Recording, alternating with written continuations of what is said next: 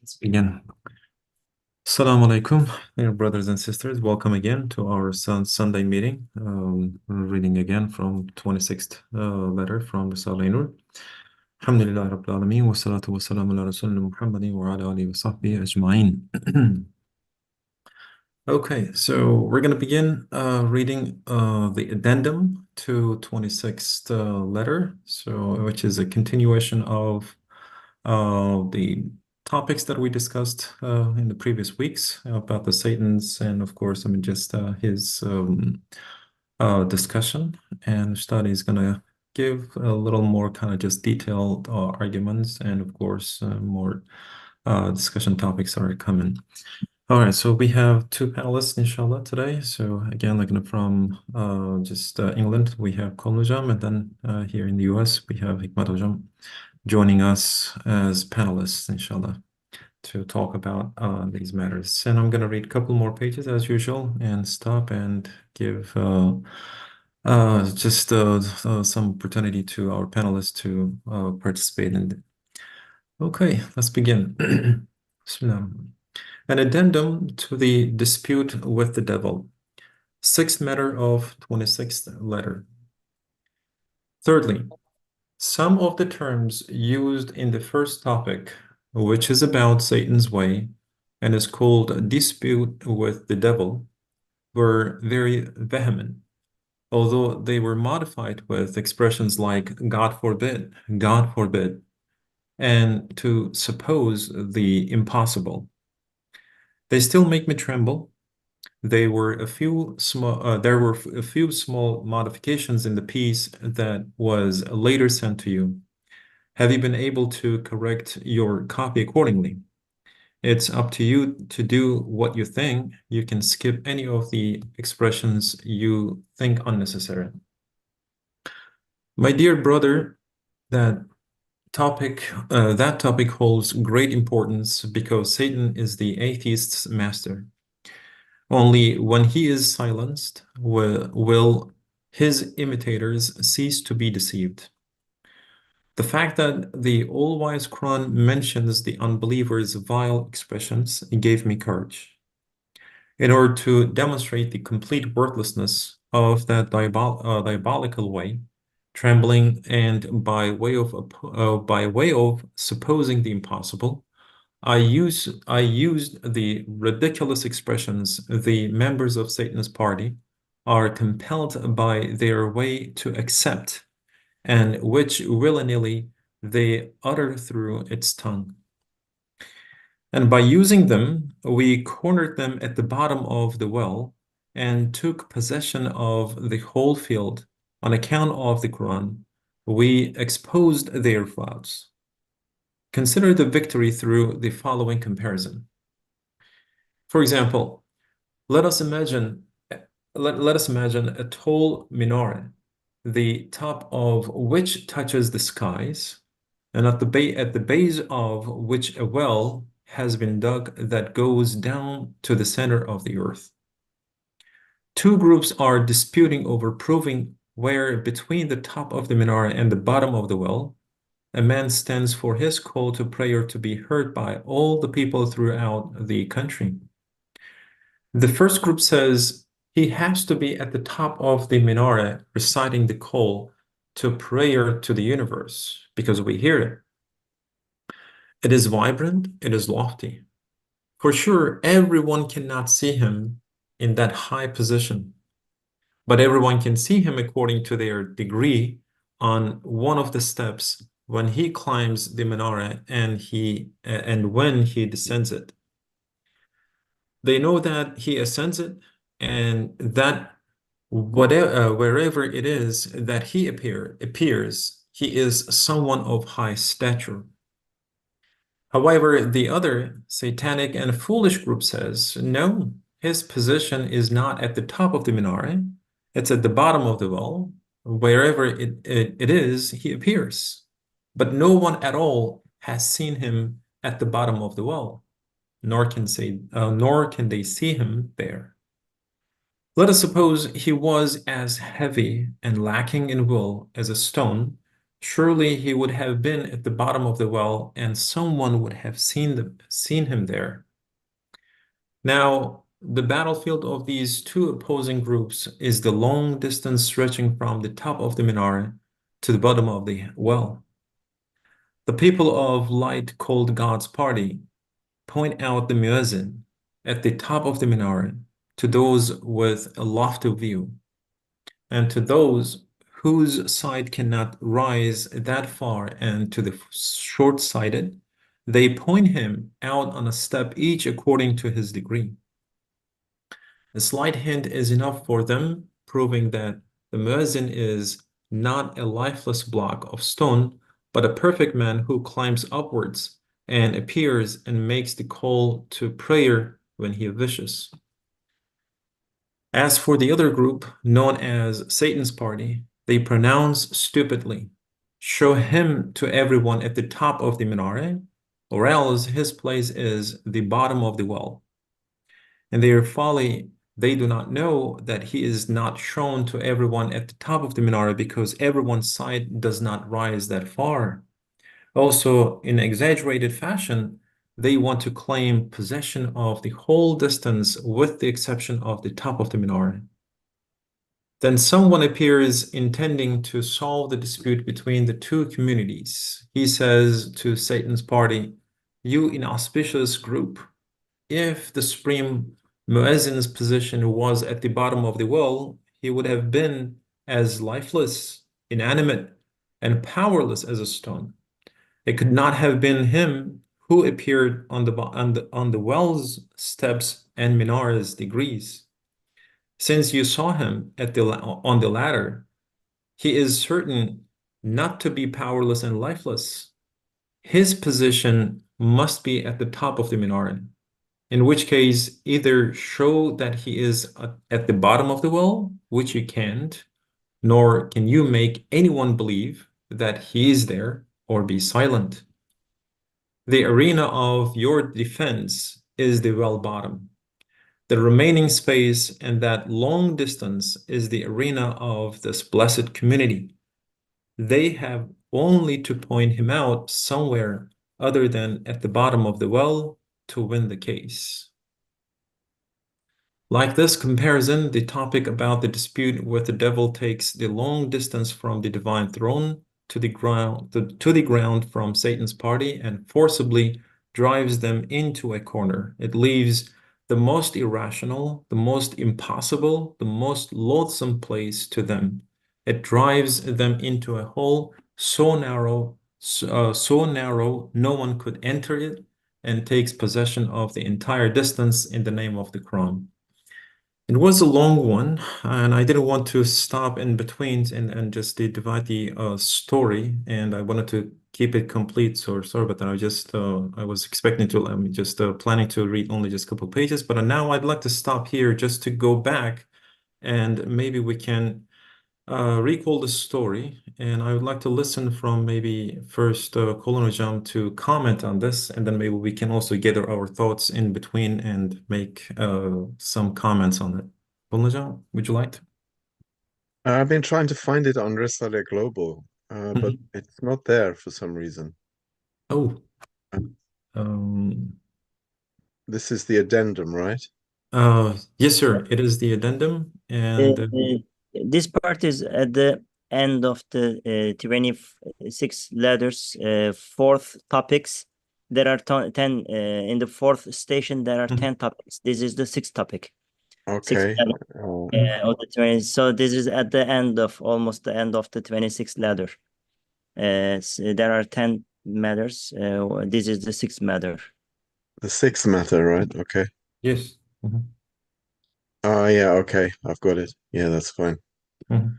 Um, yeah, this is quite a long allegory about the minaret, and I think Right. Yeah. it's basically a kind of recap on what he was saying before. Mhm. First of all, he sort of apologizes for some of the expressions that he's had to use, Mhm. expressions which are used by unbelievers. Obviously, unbelievers are saying that, you know, either the prophet wrote it or it, let's imagine the prophet wrote it himself. And of course, Hazrat Ustad has to say that, look, if the prophet wrote this, and people say, oh, the prophet was a very clever man and a very good man, but he didn't, he wasn't the prophet. This reduces the prophet to be, the worst possible liar in existence, for fabricating words and putting them in God's mouth. And when, expressions like this are used, some people get very upset. But basically, there is no shame in mentioning the ridiculous things that unbelievers say. But Ustad, of course, in his humility, is apologizing, or he's saying, that in the course of destroying the arguments of the unbelievers, we have to repeat some of the ridiculous things that they say.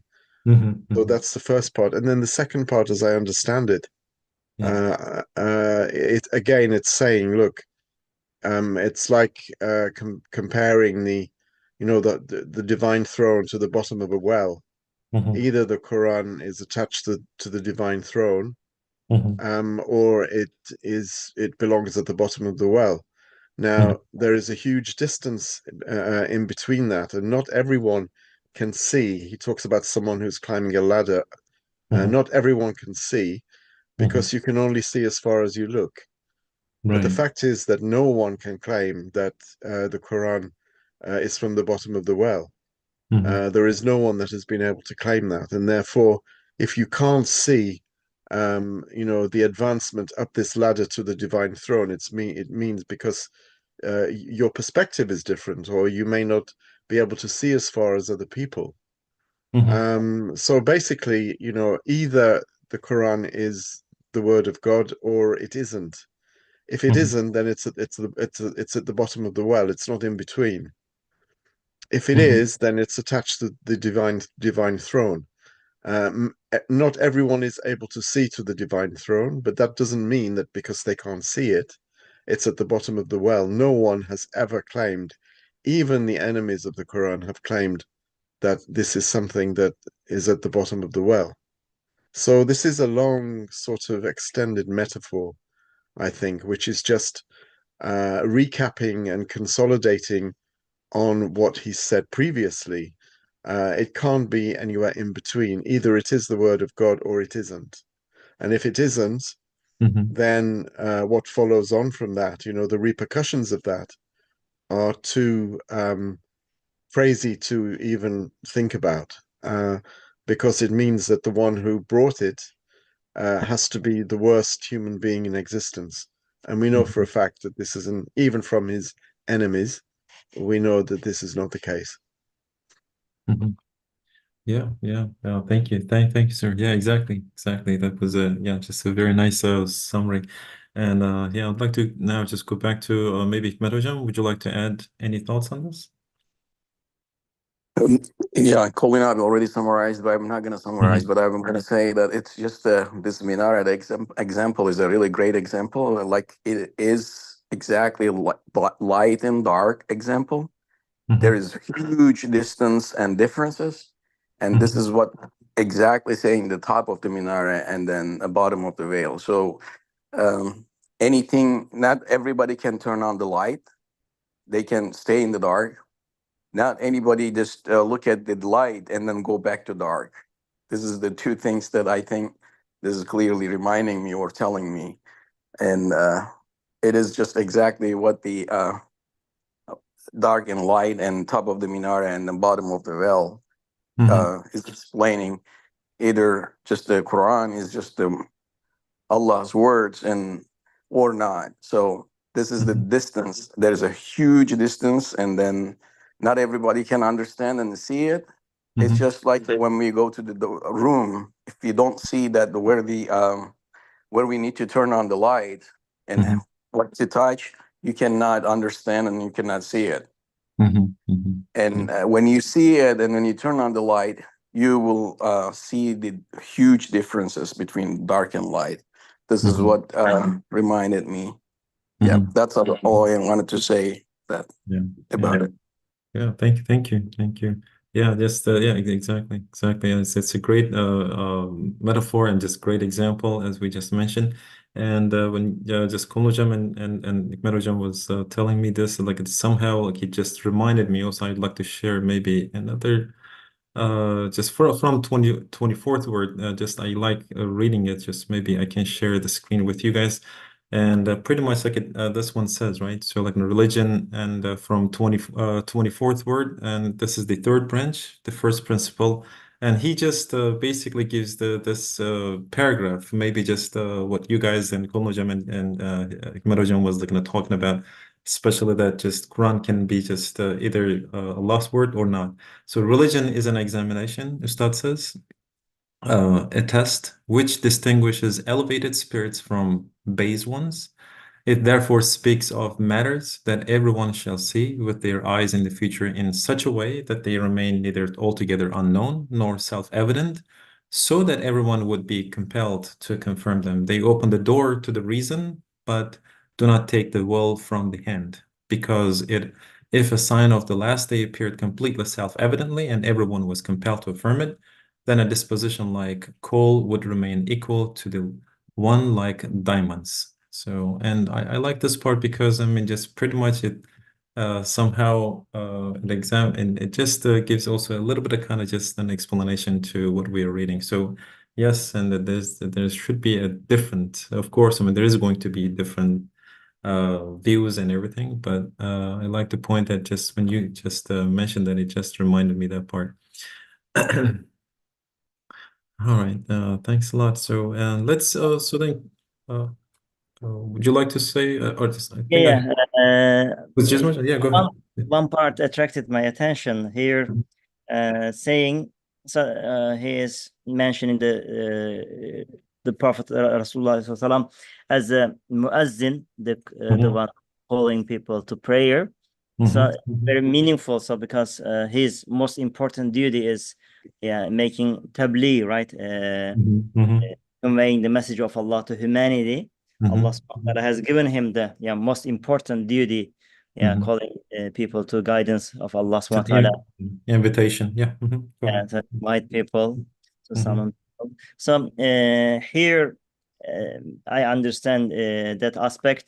So if, yeah, those people who are claiming that the Prophet wrote the Quran, this is it is showing, this part is showing very beautifully. This is absolutely impossible, absolutely meaningless, because when you call the Prophet ﷺ as a good person, as having a good moral, this is opposite to what they call. Also, there's also a group of people who are claiming that in history there is no such people like Muhammad. So this is also denying this aspect. So there are some people who are calling him as he has written the Quran. So there is a person in history lived, and he has written the Quran by himself. This part is also absolutely wrong.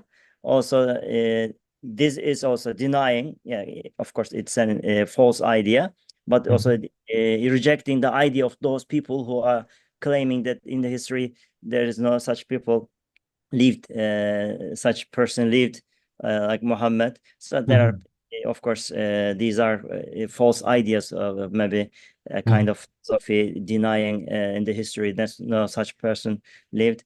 This part is also denying their, rejecting their ideas. Yes, Rasulullah SAW, he was a human being. Allah SWT has sent him to, yeah, call people to the guidance of Allah SWT. He was a, yeah, who was a good person, having a very high elevated virtues, and he was just, yeah, a messenger, a prophet, conveying the message of Allah. Yeah. Yeah, yeah. Thank you. Thanks for the reminder. Yeah, definitely. So just yeah, maybe it was a good point, like just to draw the attention to also just every single part in the story. Of course, I mean it just basically indicates an important uh points that just he already made actually just in the previous parts of the 26th letter. Okay, let's continue then reading maybe just I think like we stopped here. So if all right, story and a start continues like this. If they are asked what the Quran is, and they reply, it is a good book written by men that teaches good morality, they should be told it must then be the word of God, and you have to accept it as such. For according to your way, you cannot say that it is good. If they were asked what they know about the Prophet upon whom blessings and peace, and they reply, he was a very clever person with good morals, they should be told, you should believe in him in that case, because if he was very moral and clever, he must have been God's messenger. You say he was good, but that is unacceptable according to your creed. You can't say that, and so on. Further aspects of the reality can be applied to other facets of the comparison. In consequence, the first topic in which the devil is disputed with does not mean that the believers have to know about the miracles of Muhammad upon whom be blessings and peace, and learn about their certain proofs in order to preserve their faith. A slight hint, a small indication will save it. All the deeds, all the qualities, all the conduct of Muhammad upon whom blessings and peace are miracles of a sort, proving that his position is at the highest of the high, not at the lowest of the low, at the bottom of the well. From Letters, page 387.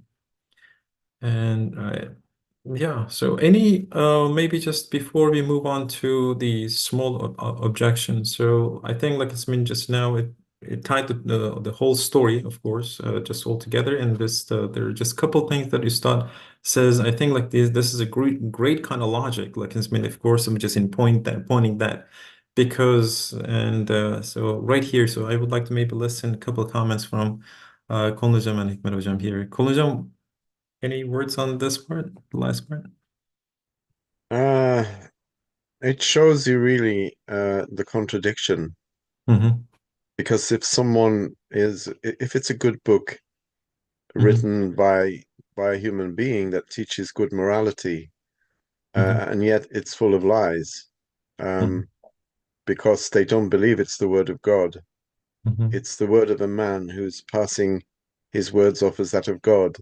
Mm-hmm. Then how can you say that it's a good book that teaches good morality? You can't have it both ways.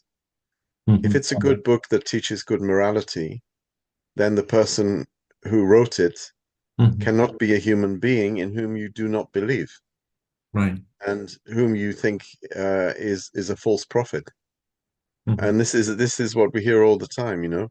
It's like when Time magazine or any other sort Mm-hmm. of journalistic endeavor Mm-hmm.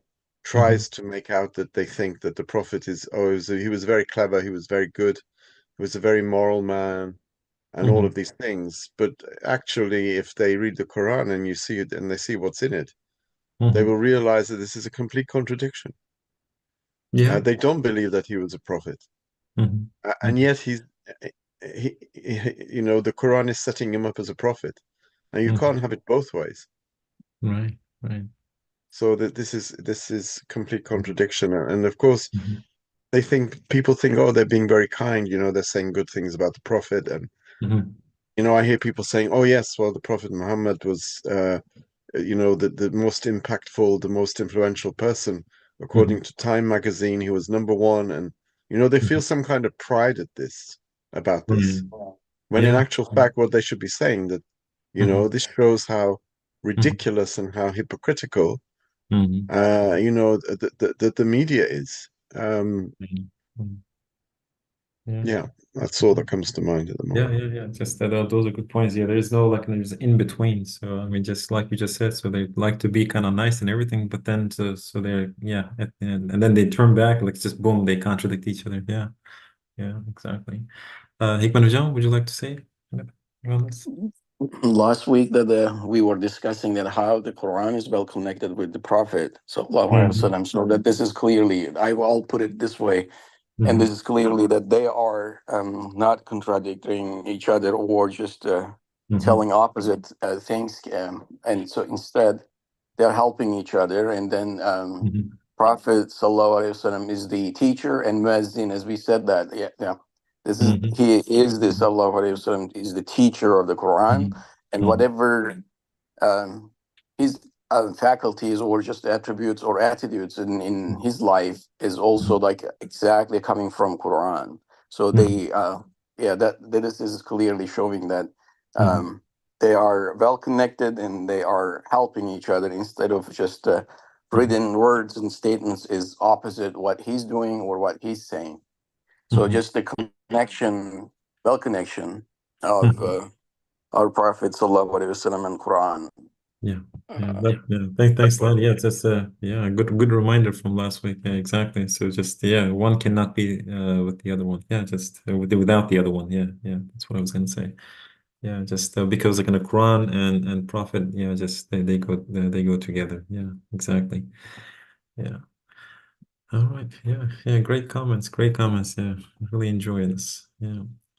And if there's no more comments, maybe we can continue with the second part, inshallah. And now I'd like to rely on just Mojam's like this now faster reading. So let's begin, and then inshallah he's gonna help me with the in between.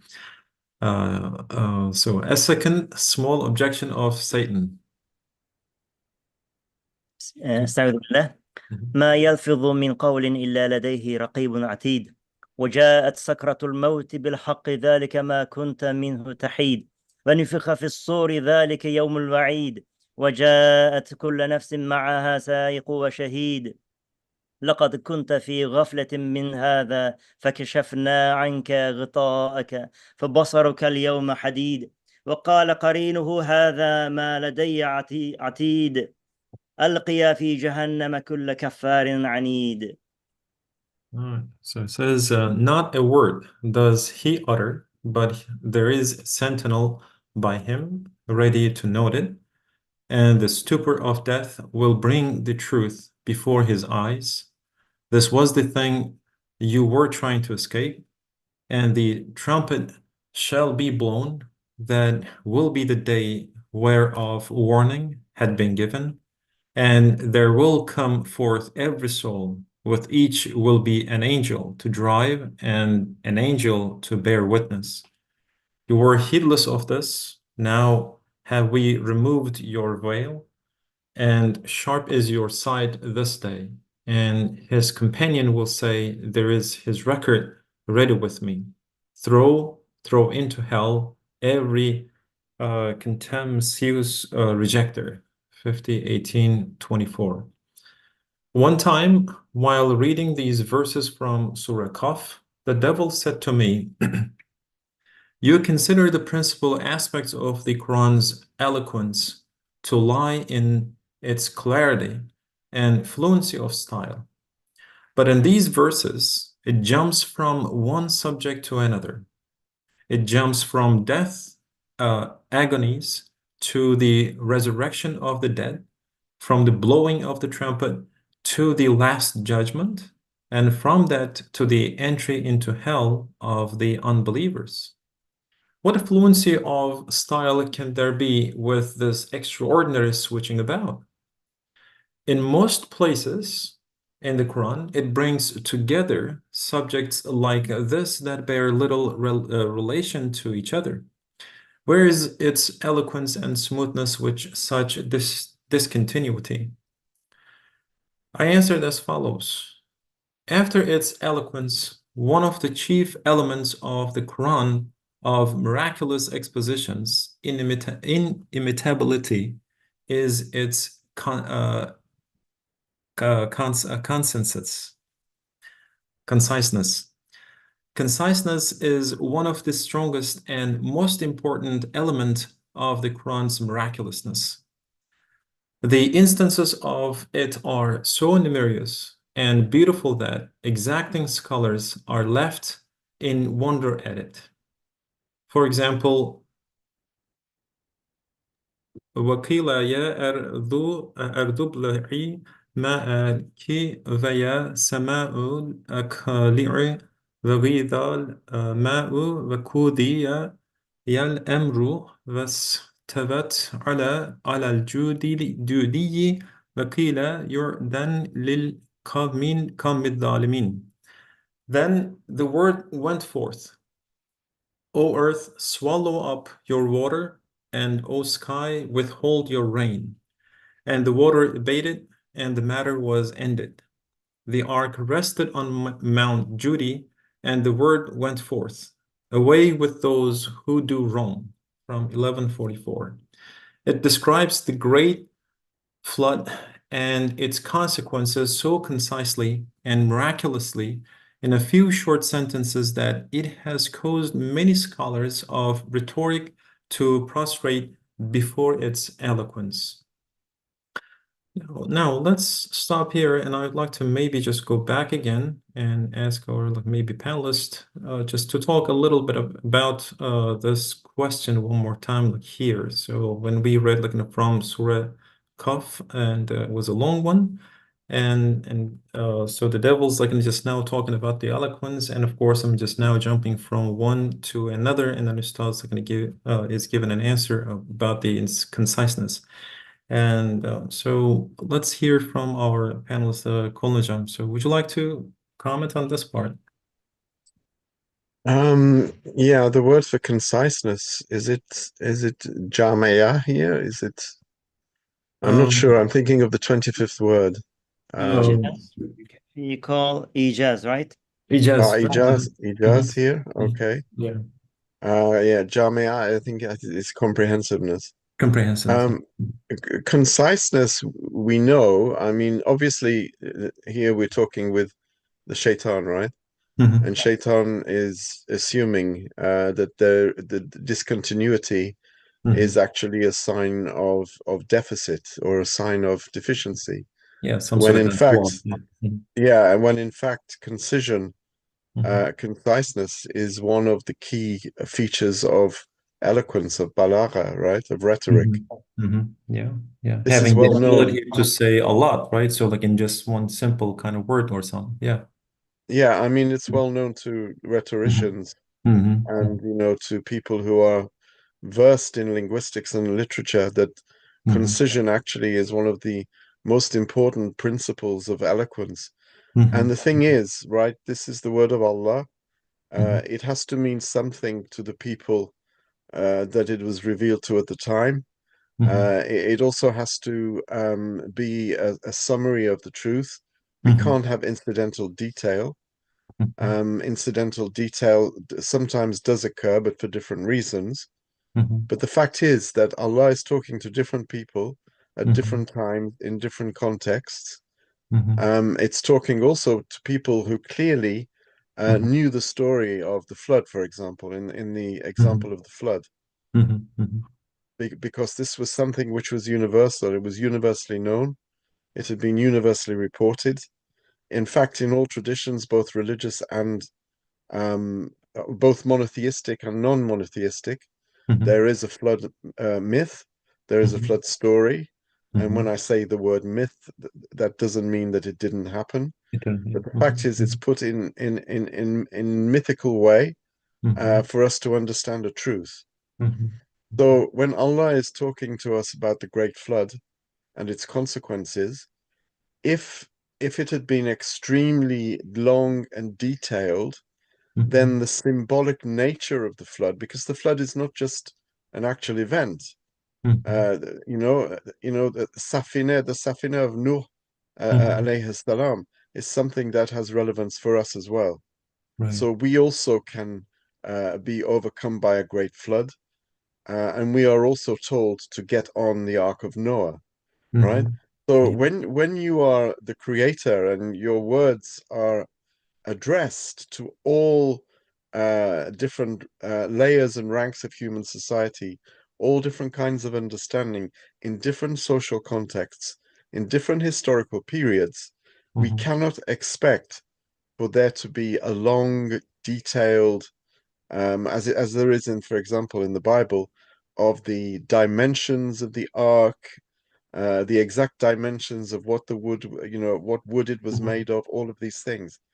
The Quran is for all times, it's for all people, it's for all understandings. Right. And so therefore conciseness is absolutely key. It's not a deficit as Shaitan would have us believe.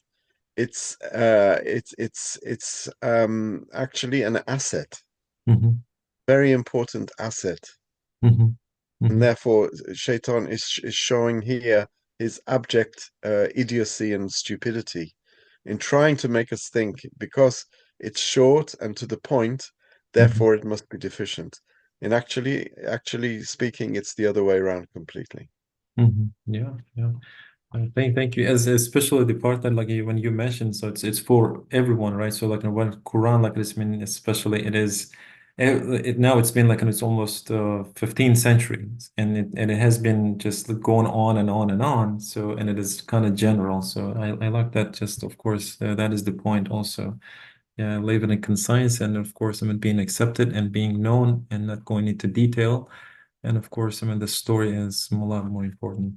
Yeah, yeah, I great. don't know when you were at school whether they made you do précis writing. When we were at school, we had to do précis writing. They would give us a long passage, like 500 words, and then they would say, express it in 100 words. Oh. And précis is very, very difficult. I don't think they do that anymore in school because they sort of spoon feed everyone Exactly. with everything, and they just give them information. Actually, they completely de-skill us from these things. But I remember we used to have 2 hours every Friday just of grammar, English grammar. And then we would have 1 hour of précis writing, and everyone was terrified of it because it's the most difficult thing to do. And yet, if it's done properly, it's one of the most excellent exercises in rhetoric, is to be as concise as you can As you and can. get across the point.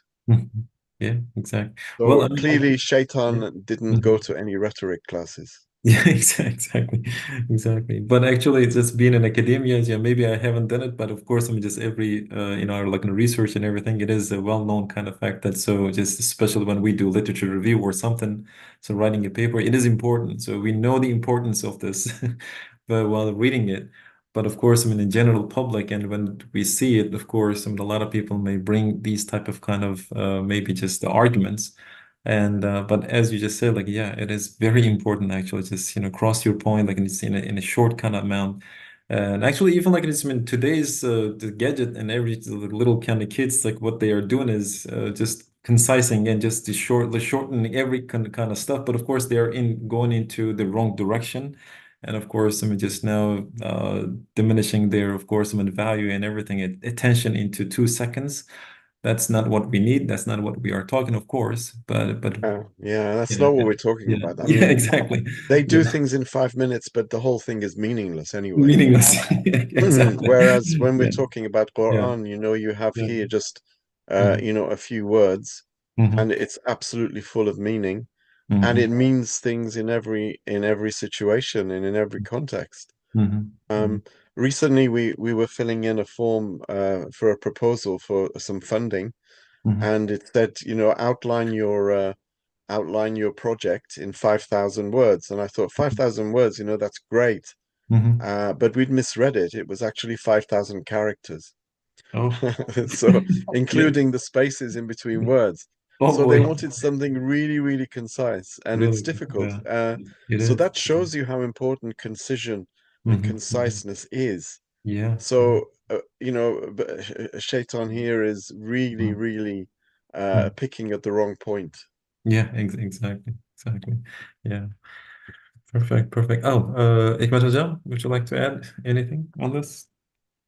Yeah, but this ayah is clearly showing that what the Quran conciseness and really that ijaz of the Quran and Mhm, mujiza of the Quran as well. Because I was just reading, and then whenever I read this, and here is each my summary. Each mhm, one of the ayah has um, has reflecting or telling each one of the audience from in the past till now. It doesn't matter what the audience is. It doesn't matter what the knowledge they have, but they have. It is just valid from really in the past when the Prophet Muhammad sallallahu alaihi wasallam started teaching and bringing and telling us, and then currently. And as Colin was saying that it doesn't matter what the social status is, ethnical, race, or anything, but everybody is just kind of just understand what exactly it is. But what I wanted to say is that the Quran and each one of the ayah has embraced ilim, irada, and qudrat. All-knowing, this is reminding me that Allah's name, that all-knowing, okay? Ilim, irada, and qudrat, the other one I will tell you later, but what I wanted to say is that this ayah is clearly saying that there's a great flood and who knows everything and who just orders that stop it, okay? Like, every, like ours and then sema, okay, from the zera to sayara, everything, that he orders it, and then everybody or every single thing in the cosmos just accept his order. So that this is basically telling us that Allah knows everything. That's all knowing, and also that He knows that who to order, where to order, and then also that everybody accepts His order. This is just a combination of all ilim, irada, and qudrat, all knowing, and you can just tell all the divine names as well. And what Quran's ayat is clearly telling us that it is just embracing everything, not just only, that's what we call is the balagha, right? Not just saying that this is a sentence, but it is just knowing everything in past and now and currently and who is doing that. At that time, think about it like 1400 years ago, that who knew that? I mean, that the great flood is just coming from this place and then somebody needs to order this and that, and then they will accept it. So basically, this is clearly saying that Allah's name, divine's name, is all-knowing. And ilim irada, that if it stops, which stopped it, and that means that all the irada and the qudrat and everything is working together. So each one of the ayah, at least in my understanding at that time, that has three things, not only single thing that it's saying. That's why its conciseness is so perfect. Everybody understand and just comprehend it. And like we said, that the audience is different, timing is different. There's a lot of tafsir so far that has been written just a one single ayah. If you remember that, looking at this ayah, I mean, believe me that when you look at it, different alims or different scientists and science people, they will write a number of other things that they are going to put it in. And just wanted to, conciseness that I want to say is that this is just a not knowing, not the ilm, but everything is inside, that the irada and qudrat, everything is embraced in this single ayat. And it just, that's why it's concise, because some people looking at this ayat, or anybody, they can understand the different things and then meaning and in different time. And today we can understand totally different things and compare to in the past. But it is all reflecting that Allah's power and knowledge. And this is something reminding us or helping us to understand the divine names as well. This is all I wanted to say. Thank you, Farzan. Thank you. It was a good comment. All right. So let's go back to then, just as you mentioned, so the balagat, so like it is important, and let's see what the Ustad says in the next 2 or 3 more pages, inshallah. Maybe we can finish this part. Brother Jazmi, would you like to just quickly read the Arabic versions, for example? بسم الله الرحمن الرحيم. كذبت ثمود بطغواها إذ انبعث أشقاها فقال لهم رسول الله ناقة الله وسقياها فكذبوه فعقروها فدمدم عليهم ربهم بذنبهم فسواها ولا يخاف عقباها. The Thamud rejected their prophet through their inordinate wrongdoing. Behold, the most wicked man among them was deputed for impiety. But the apostle of God said to them, "It is a she-camel of God." and bar her not from having her drink. Then they rejected him, and they hamstrung her. So their Lord, on account of their crime, obliterated their traces and made them equal in destruction, high and low. And for him is no fear of its consequences. From 91:11 to 15. In these few short sentences, with a miraculousness within the conciseness, fluency, and clarity, and in a way that does not spoil the understanding, the Quran relates the strange, momentous events involving the Thamud people and their consequences, and the Thamud's calamities end. And for example,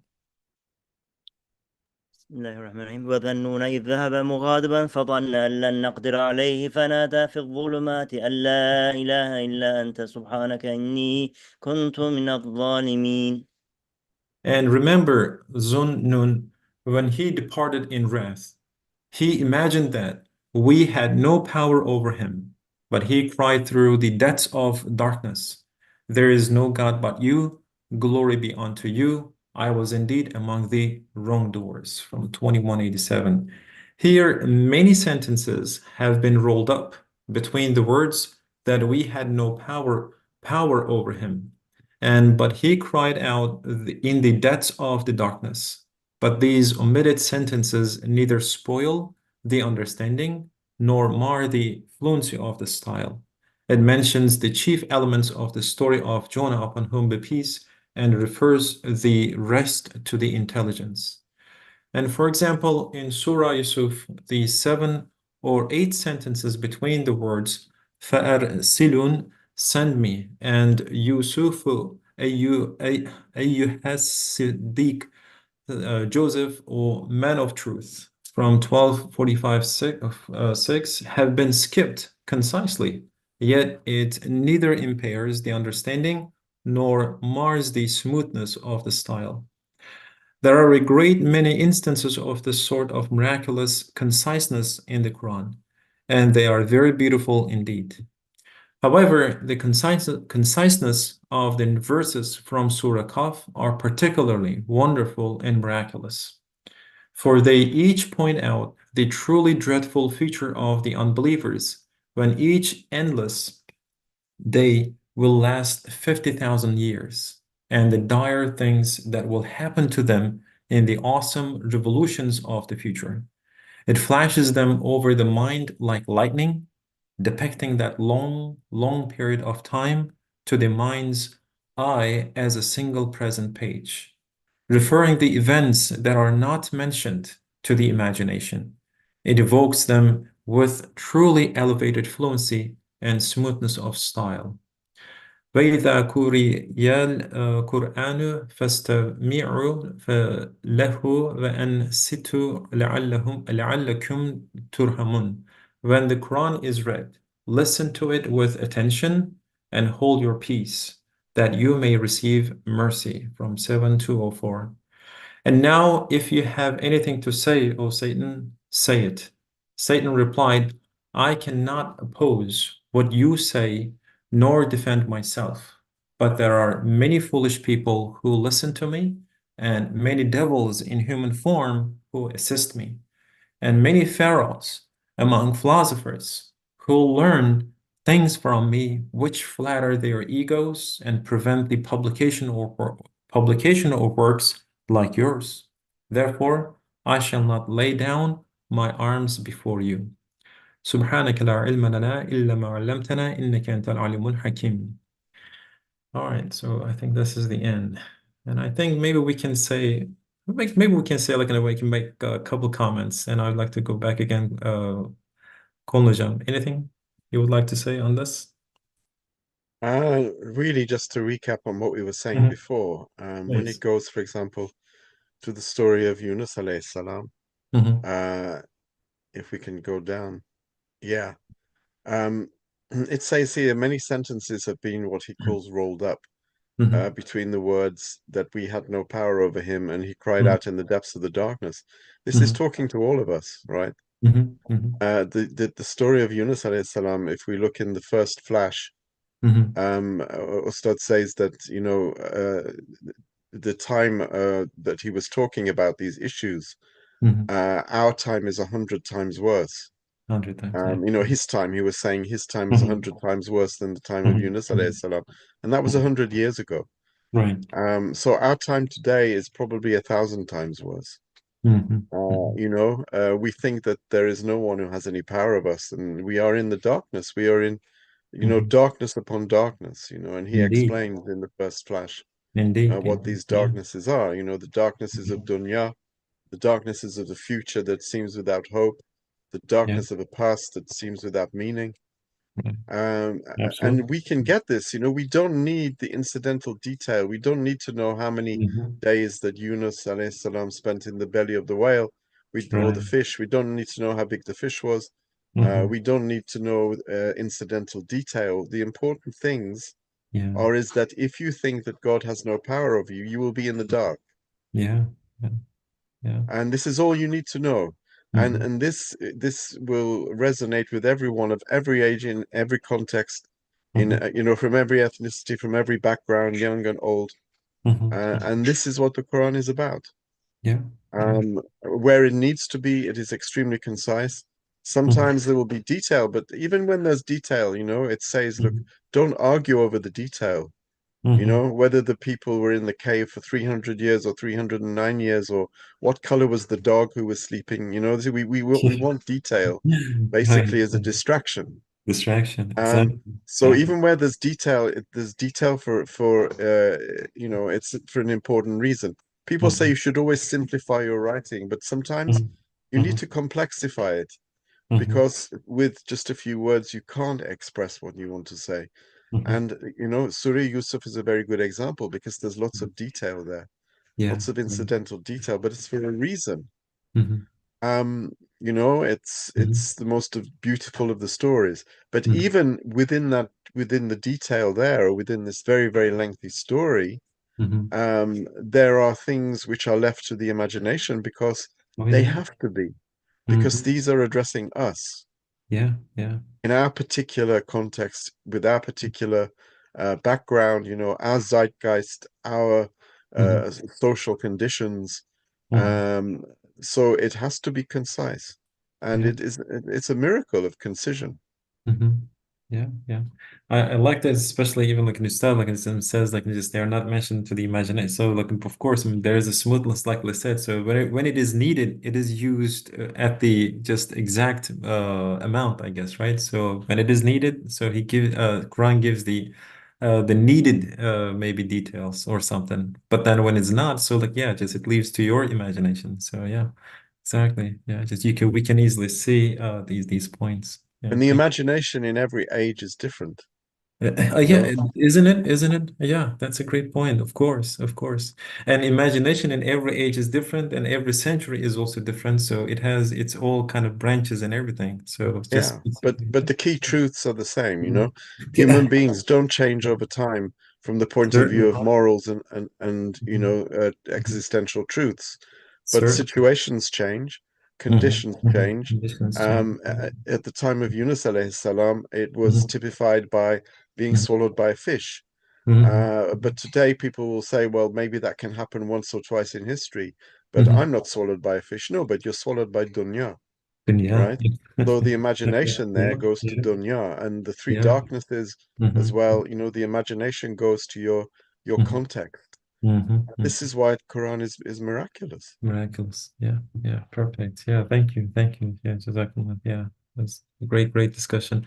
And Hikmet Hocam, any last words, any last comments?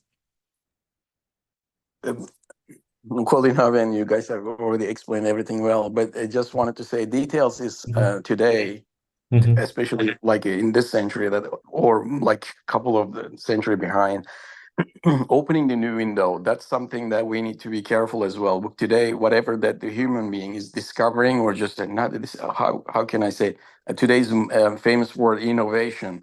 If they innovate something that is just coming from exactly what is written or some details in the Quran already.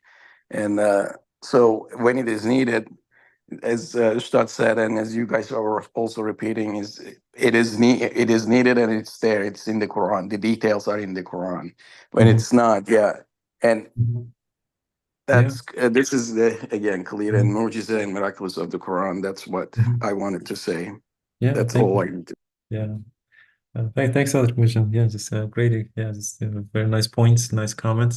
One Appreciate aspect, idea, it it. came to my mind, Please. for has explained as well. So in the ijaz of the conciseness of the Quran, how Allah subhanahu wa ta'ala has put many dimensions of balagha, the eloquence. So it came to my mind. So in the Risale or Tafsir, Said Nursi, he is mentioning some of the suspicions, some of the tricks of shaitan is explained. Shaitan Mhm. is trying to confuse the minds of people.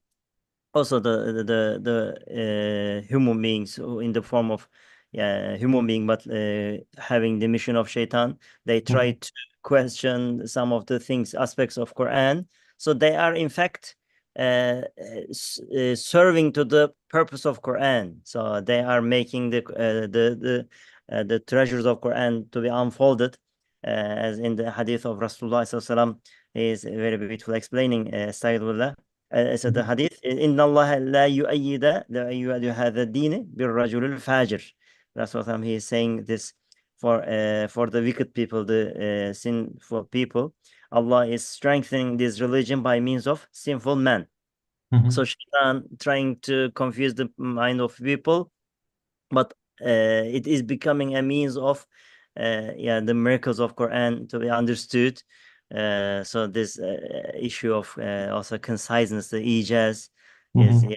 we benefit from this, from with the through Mhm. the questions of shaitan, or the people who are trying to find the deficiency of Quran. Mhm. Allah is making it a means of understand a beauty of Quran. Alhamdulillah. Mhm. Yeah, thank you. Thank you, Jazmullah. Yeah, appreciate it. All right, so I think this ends our weekly discussion and of course the 26th letter, inshallah. And so next week we can begin a new topic and hopefully it's just like we'll get together, inshallah. So first, thanks a lot again for choosing us to be here on Sunday. This Sunday, and inshallah, I would like, and I really enjoyed this conversation and topic, and I hope you did too. And I'd like to see all of you guys, inshallah, next week one more time. Thanks a lot again, coming. So let's just read out. بسم الله الرحمن الرحيم. والعصر إن الإنسان لفي خسر إلا الذين آمنوا وعملوا الصالحات وتواصوا بالحق وتواصوا بالصبر. استغفر بالله. All right, thank